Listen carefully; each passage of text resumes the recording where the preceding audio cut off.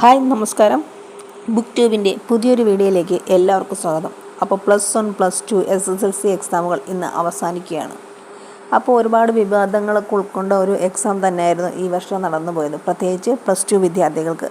+2 വിദ്യാർത്ഥികൾക്ക് സയൻസ് ഗ്രൂപ്പിലുള്ളവർക്ക് ഫിസിക്സും കെമിസ്ട്രിയൊക്കെ വല്ലാതെ കുഴപ്പിച്ചു, മാത്സ് ഒരുവിധം എളുപ്പമാക്കി കൊടുത്തു എന്നൊക്കെ പറയുമ്പോഴും നമ്മൾ വിട്ടുപോകുന്ന രണ്ട് കൂട്ടരുണ്ട്. ഒന്ന് ഹ്യൂമാനിറ്റീസുകാരും കൊമേഴ്സുകാരും.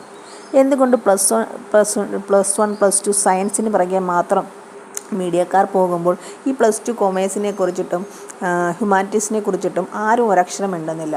ഈ സയൻസിൽ നടന്ന ഫിസിക്സ് സബ്ജക്റ്റിനെ പോലെ തന്നെ അതിലേറെ ബുദ്ധിമുട്ടായിരുന്നു കൊമേഴ്സിലെ അക്കൗണ്ടൻസി എന്ന കാര്യം കൊമേഴ്സ് പഠിച്ച ഏതൊരു വിദ്യാർത്ഥിക്കും മനസ്സിലാവുന്നതാണ്.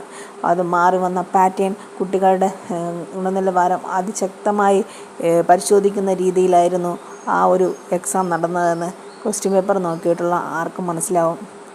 അതുകൊണ്ട് തന്നെ ഈ പറയുന്ന ആൾക്കാർ കൊമേഴ്സിന് അക്കൗണ്ടൻസിയെക്കുറിച്ച് കൂടി നമ്മുടെ വിദ്യാഭ്യാസ വകുപ്പിൻ്റെ ശ്രദ്ധയിൽ കൊണ്ടുവരണമെന്നൊരു റിക്വസ്റ്റ് കൂടി എനിക്കുണ്ട്.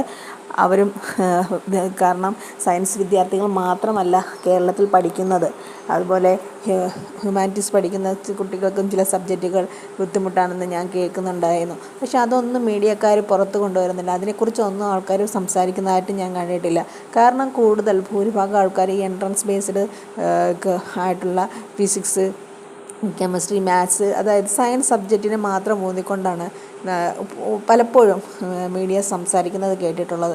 അപ്പോൾ അതുകൊണ്ട് തന്നെ ഇത് ഞാൻ നിങ്ങളുടെ ശ്രദ്ധയിലേക്ക് കൊണ്ടുവരാൻ വന്നു. അപ്പോൾ ഒരുപാട് കൊമേഴ്സ് ഹ്യൂമാനിറ്റീസ് മക്കളുണ്ടെങ്കിൽ നിങ്ങളുടെ വിഷമങ്ങൾ ഇവിടെ കമൻ്റായിട്ട് രേഖപ്പെടുത്തും. നിങ്ങളുടെ ഏതൊക്കെ എക്സാമുകളാണ് ടഫായിട്ട് തോന്നിയത്? ഈ വീഡിയോ കണ്ടിട്ടെങ്കിലും മറ്റുള്ളൊരാൾക്ക് ഈ വീഡിയോ കണ്ടിട്ടെങ്കിലും വേറൊരാൾക്ക് ആ വീഡിയോ ചെയ്യാൻ തോന്നുന്നുണ്ടെങ്കിൽ ഇതിൻ്റെ ഡീറ്റെയിൽസ് നിങ്ങൾക്ക് നൽകാൻ കഴിയുന്നുണ്ടെങ്കിൽ തീർച്ചയായും ഞാൻ ഒരു വീഡിയോ കൂടി ഇതിനു വേണ്ടി ചെയ്യാൻ നിങ്ങളെ സപ്പോർട്ട് ചെയ്തുകൊണ്ട് ചെയ്യുന്നതാണ്. കാരണം ഒരു നീതി മാത്രം കിട്ടരുതെന്ന് ആഗ്രഹിച്ചുകൊണ്ട് തന്നെയാണ് ഞാനീ പറയുന്നത്. അപ്പോൾ അക്കൗണ്ടൻസി വളരെ ടഫാണെന്നാണ് ഇനി അടുത്തൊരു സുഹൃത്ത് പറഞ്ഞപ്പോഴാണ് ഞാനത് ശ്രദ്ധയിൽപ്പെട്ടത്. കാരണം ഫിസിക്സിൻ്റെ കെമിസ്ട്രിയുടെ കാര്യമൊക്കെ ഒരുപാട് കേട്ടിട്ടുണ്ട്. മീഡിയാസ് അത് വമ്പൻ രീതിയിൽ ആഘോഷിച്ചിട്ടുണ്ട്.